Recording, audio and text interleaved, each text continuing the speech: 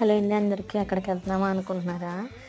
మేమైతే బయటకు వెళ్తున్నాము, అది వీడియోలో చూపిస్తాను మీకు. ఇక్కడ రీసెంట్గా తునిలో బెల్లపు వీధిలో 99 షాపింగ్ మాల్ అనేది పెట్టారు.